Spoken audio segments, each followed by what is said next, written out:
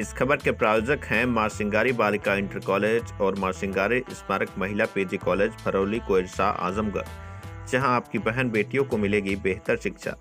कला एवं विज्ञान वर्ग से स्नातक एवं पैरा स्नातक की कक्षाएं उपलब्ध हैं। अधिक जानकारी के लिए संपर्क करें प्रबंधक डॉक्टर बीके यादव व MSD कॉलेज ऑफ फार्मेसी। 12वीं के बाद मेडिकल के क्षेत्र में अपना करियर चुनें। करें रोजगार परक कोर्स बी फार्मा, तो देर किस बात की। एडमिशन ओपन है, सीटें भी सीमित हैं। अधिक जानकारी के लिए संपर्क करें व्यवस्थापक विभव कुमार यादव उर्फ आंसू से।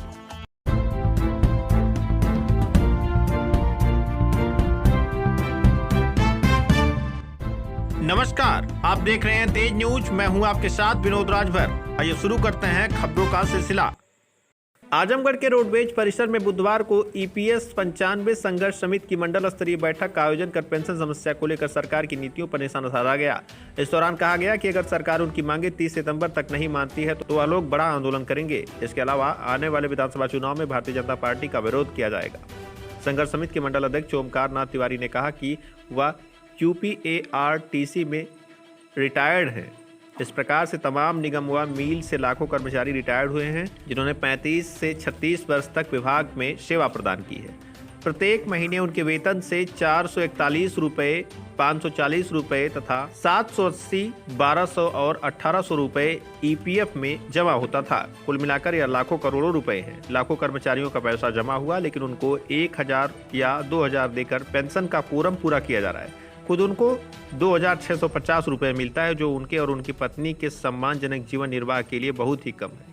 वहीं कई रिटायर कर्मियों ने तो 1000 या उससे भी कम मिलने की बात कही है। इसको लेकर पिछले 8 वर्षों से संघर्ष समिति अपनी लड़ाई लड़ रही है, लेकिन सरकार इस पर कोई ध्यान नहीं दे रही है, केवल भरोसा दिया जा रहा है। उन्होंने सरकार को चेतावनी दी है कि जल्द से जल्द उनकी समस्याओं का समाधान किया जाए, अन्यथा बड़े स्तर पर आंदोलन चलाया जाएगा। मैं ओंकार नाथ तिवारी, EPS 95 राष्ट्रीय संघर्ष मोर्चा का आजमगढ़ मंडल का मंडल अध्यक्ष हूँ। किन मांगों को लेकर आप लोग यहाँ धरना दे रहे हैं? हम UPSRTC से रिटायर्ड हुए हैं। हमें ये EPS 95 पेंशन योजना लागू है और EPFO से ये मिलती है। हमने 35 साल 36 साल सेवा करी और उसमें हर महीने 441, 540, 780, 1200 और 1800 पेंशन फंड में हमारा जमा हुआ। हमने अपना शेयर अंशदान प्रतिमा जमा किया इतने वर्षों तक, और जब हम रिटायर्ड हुए हैं तो हमको 2650 रुपये पेंशन मिलती है।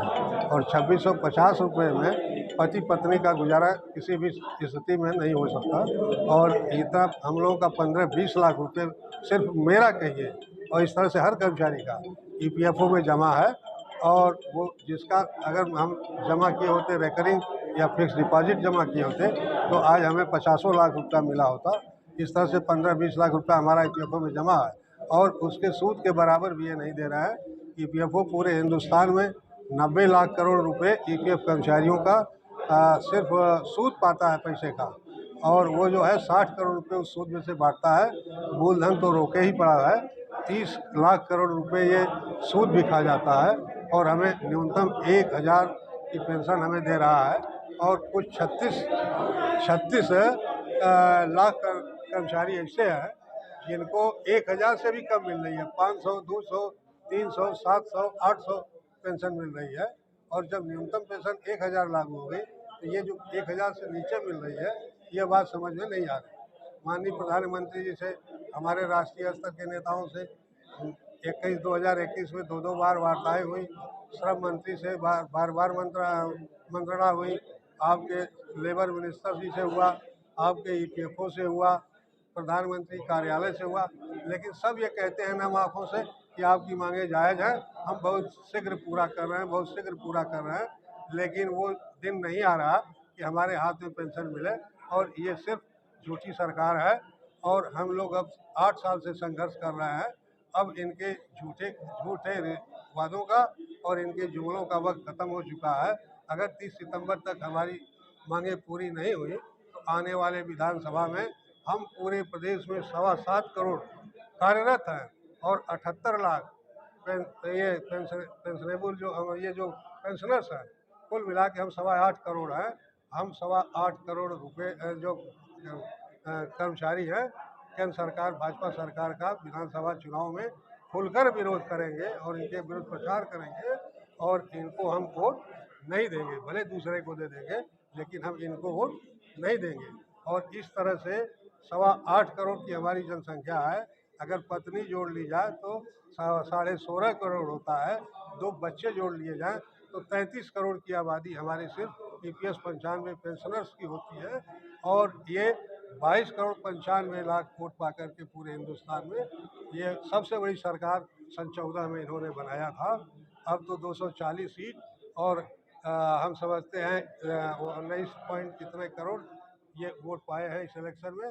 और जब हम प्रचार करेंगे, हमें पेंशन नहीं देंगे तो हम इनका विरोध करेंगे। और ये लोग कहते हैं कि 240 नहीं, ये 24 सीट पे आएंगे, ये 24,000 वोटों पे आ जाएंगे पूरे हिंदुस्तान में। हम इनका विरोध करेंगे और ये हमारा काम करेंगे तो हम इनका काम करेंगे। ये हमारा काम नहीं करेंगे तो हम इनका काम नहीं करेंगे।